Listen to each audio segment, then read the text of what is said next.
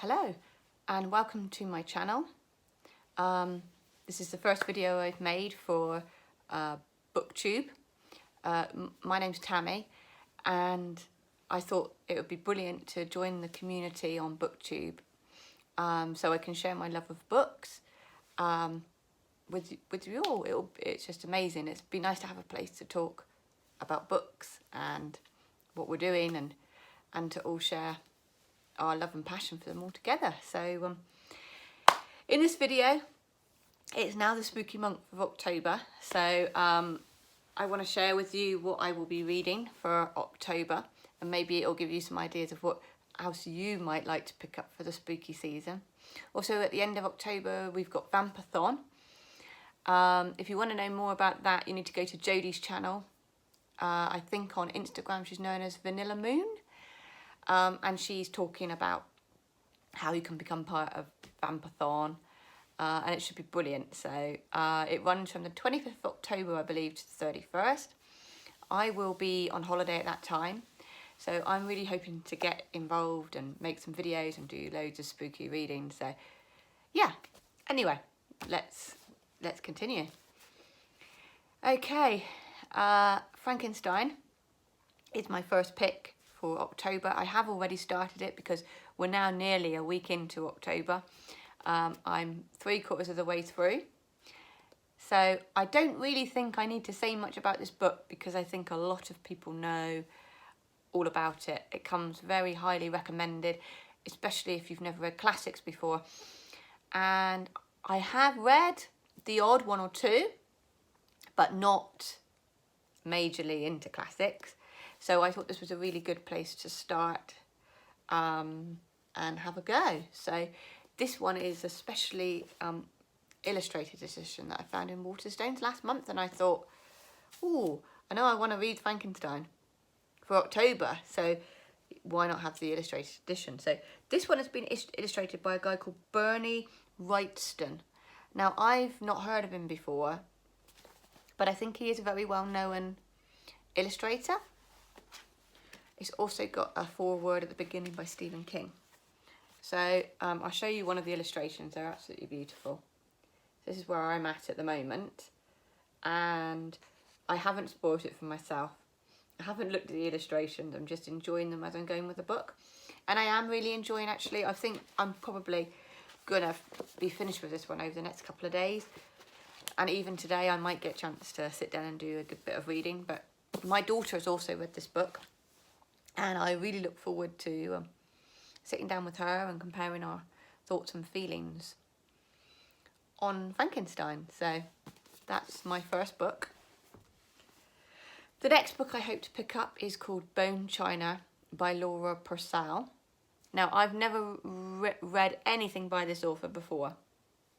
I know that she's written The Silent Companions and a book called The Corset, as it's telling me on the back of this book. But yeah, I've not read anything by her. I won this on a Bookstagram competition. It was a mystery book, all wrapped in brown paper. And you choose if you wanted fantasy or gothic. So I went for gothic. So this is going to have a gothic feel to it. And it's based in Cornwall, which is my most favourite place in the entire world. So I was like, I've got to read this book. And basically it's begins 40 years before, and then 40 years later is where I think the story actually picks up, and this nurse comes to look after this woman because she's become mute and partially paralysed.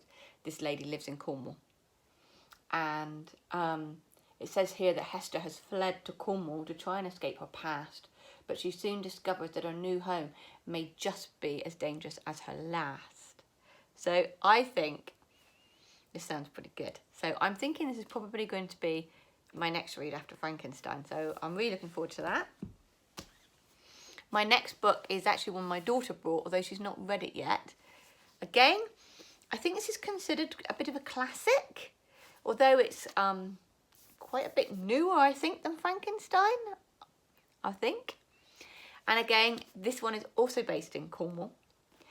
And I have been lucky enough to visit Daphne du Maurier's little home in Cornwall. Now, I don't know whether it was actually her residence or whether it was like a holiday home. And I think some of these books have been written in that house. But it would be beautiful to get down there again. I mean, how wonderful would it be to sit on the beach reading Rebecca with Daphne du Maurier's house in the background? I think that would just be amazing to sit down on the beach. I mean, the house is actually situated opposite the opening to a beach in Foy. And the beach, when you sit on the beach, you can see, you know, the beautiful water around Foy. I mean, the place is beautiful. So, and to get some pictures. So, you know, next time, if I ever get to go down there again and visit, it would be amazing to take the book down with me, take some pictures of the house, and, you know, get a feel for how Daphne du Maurier, and, you know, that would be amazing. But this book is basically, Rebecca is the name of the young lady's husband's former wife who passed away, I believe. And Rebecca is a haunting story of a woman consumed by love and the struggle to find her identity. So, but I do think a lot of you guys have also read this, and it does come recommended. So I think I'm looking forward to this. I don't quite know what to expect because, you know, I don't know if putting 2 classics on my list this month is going to be too much for me or not. I don't know. But there's definitely excitement there for this as well. So, yeah, I'm looking forward to that one. I picked this up a little while ago, ready for Halloween. So I had to put this on the list. It's R.L. Stine's Fear Street. I have watched the Netflix series. This is not why I picked the book up. I actually picked this book up before I'd watched Fear Street on Netflix. So after I picked it up, I thought, I think I better read the book now that I've watched the Netflix. But also, when I was younger, about 12 or 13, a series of books came out called Point Horror. Now I'm showing my age. I believe that was their first run. And R.L. Stine was one of the authors in the collection of Point Horror books.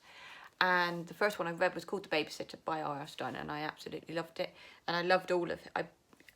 I looked for him in the Point Horror series, and I really, who was my favourite author in that series. So by buying this, I felt like I'm taking a step back in time, and I want to see if I still really enjoy R.L. Stine's book. This one is made up of 4 stories. So I might read a story, read a book, read a story, read a book. I might. Sometimes I like to divide my books up like that, but then other times I find that I'm so enjoying a book so much that I just fly through it and just stick with it. So, yeah. I know a few people on Bookstagram have picked this up, so I'm hoping that some people will be joining me in the read of this in the spooky month of October. Right, so that's 4 books. I've also got The House of Hollow on my e-reader that I might read as well. But I'm not sure because I'm not the fastest of readers, although it'll pick up once I'm on holiday. I'll be able to get through a lot more books then. So, and especially if we're doing like readathons and stuff, I mean, that would be brilliant. So with that in mind, I decided when I was in Waterstones, a couple of books like jumped out at me and said, do you know what? These are dark academia books. These would be good books for October. So I ended up picking up A Deadly Education by Naomi Novik. And I kind of picked that up because The Last Graduate has just come out. And, you know, my daughter said to me, well, what if you don't like the first one? I thought, I'll take a chance. Because this was the Waterstones special edition. And I don't need to, you know, tell you guys that these don't stay on the shelves very long. I think a lot of you know what this is all about. A magical school. There's no teachers. There's a lot of monsters. You need to stay alive. It really sounds like something I would enjoy, although some people, it seems to be Marmite. You love it or you hate it. So I may if time allows, pick these up. I may pick them up for Vampathon. Not entirely sure yet, but that is my latest haul as well. I picked it up only a few days ago.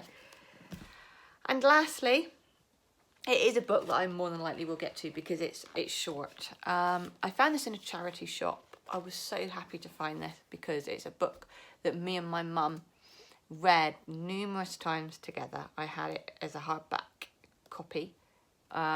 It came out when I was a child. And we used to do drawings and everything from this book. And my mum's no longer with us. So for me to have this and to enjoy and remember will be an amazing thing. So, and it is Fungus the Bogeyman by Raymond Briggs. Yeah, I love this. I didn't love the TV series. I tried to watch it, but I didn't enjoy it at all. But yeah, it's so beautifully like illustrated. And I also hope that my daughter will want to read it, and I think she will. So I think this is a book that any age can enjoy. You know, I don't think she's going to say, Mum, I'm 16, I don't want to read this. But yeah, I thought that would be really nice to read over the spooky season. And I will definitely 100% read this at some point. So that is my books for October. I'd love to know what you're reading for October. I have watched some of the YouTube videos and I've really, really enjoyed them. And I look forward to seeing more during the month of October. I'm really, really, really excited to be doing this and being part of the community and sharing all our reading experiences together. So I just hope people can come to this channel and just see, you know, how exciting reading can be. And I just so look forward to getting to know some of you guys. So thank you so much for tuning in, and I'll catch you soon.